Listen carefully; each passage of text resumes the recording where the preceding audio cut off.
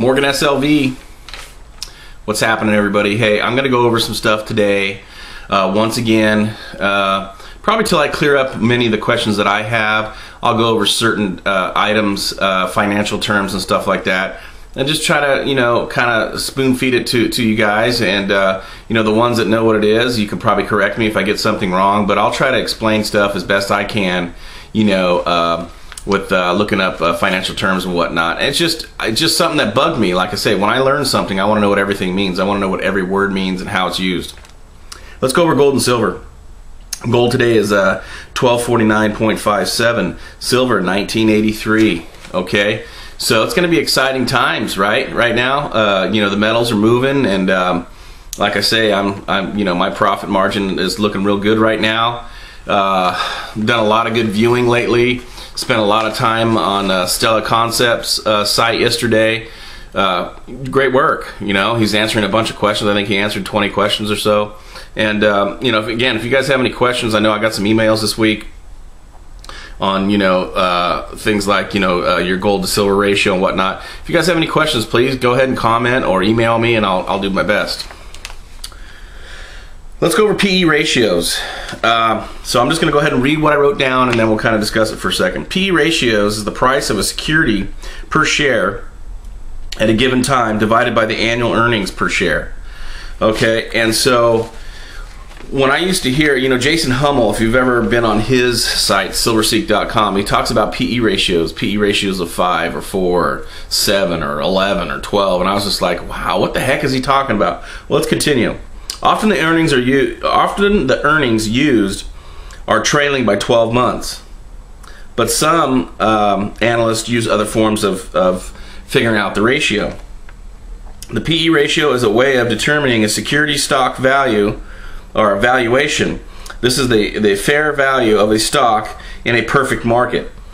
Also, it measures expected but not realized growth. So in other words, it's just a tool that you would use to try to determine where a company might move. Is it going to move? Is it moving up? Is there is their price per share high at this time or low? And therefore you look at the PE ratios. Another thing I wanted to go over is the fact that I'm not questioned very often about where I get my intelligence as far as financial intelligence, because I kind of go to the best. I mean, my bottom line is this. I'm going to get off subject for just a second. When I decided to sell cars for a living, okay, I wanted to get better at sales, because I believe you need to be good at sales if you're going to be in business. I thought, well, what car would I drive? I'd drive a Porsche, so I went to Porsche. That's the first and only car I really ever sold for a dealership, which was Porsche. In other words, I kind of go to the best or one of them, and make things happen. Okay, yeah, I am a hot rod freak, but Porsches are, let's face it, they're pretty nice vehicles. I'm kind of thinking the Japanese market's got them beat at this point. It doesn't say Porsche on it, but the dang things start, right? I got a couple Toyotas. So let's move on. What I want to go over is this. One of the people that I pay attention to a lot, other than the Hummels out there and Maloney's and Kiyosaki's, is Peter Schiff, because he lays it on the line. And when I had spoken to him, I don't know, maybe 8 or 10 months ago, I told him, I said, one of the things I like about you is you lay it on the line and you don't waver. And he goes, well, when you're not making stuff up, you don't need to waver, right? Schiff in 2005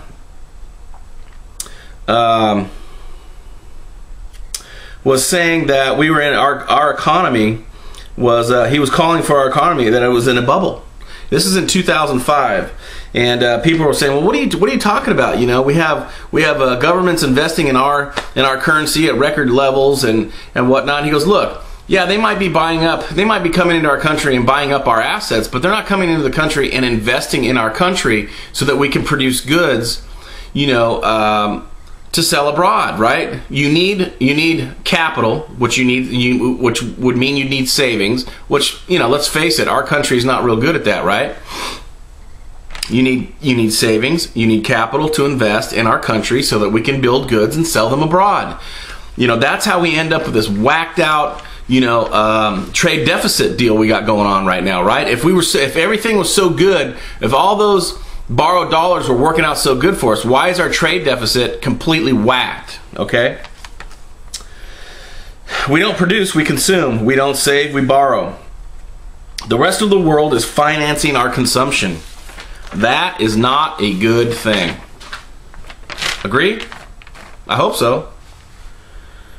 He was calling for interest rates to rise because they were too low. In other words, you know, what's cracking me up is when I see him talking to economists, right? And these guys are supposed to be good at what they do. They're kind of clueless. I mean, they're just like, now I know some of it is salesmanship. In other words, some of it they're doing it to get a rise out of Peter and make good TV, but not all of it. I mean, you can see some of them. They look like they're a deer in the headlights. What do you mean interest rates are too low?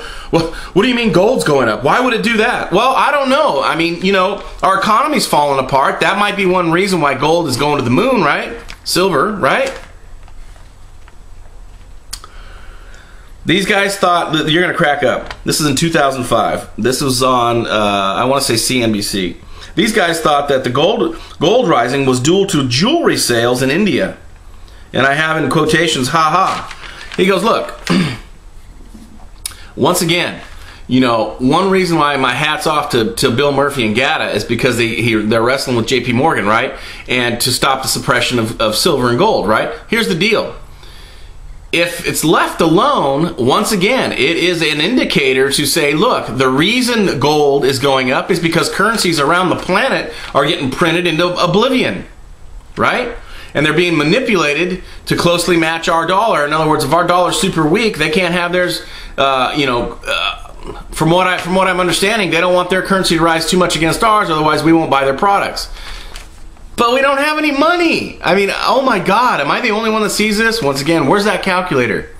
They must have stepped on it or something. After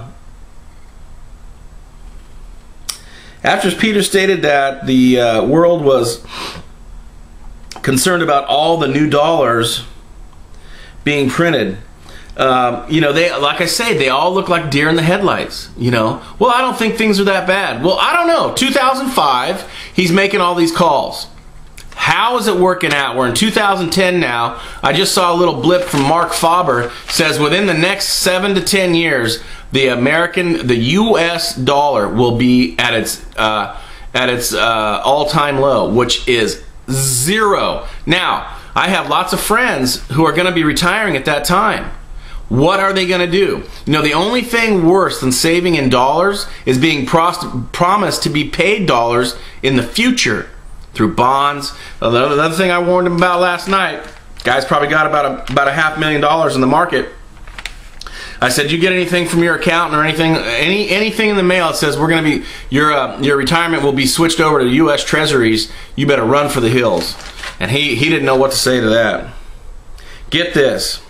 Our government borrows $5 billion with a B billion dollars per day. $5 billion per day. Get out of the dollar. Precious metals is where I've got my cash. Check out Schiff, Euro Pacific Capital. Study up on all the guys that you know that I watch. And we'll see you next time. Morgan SLV out.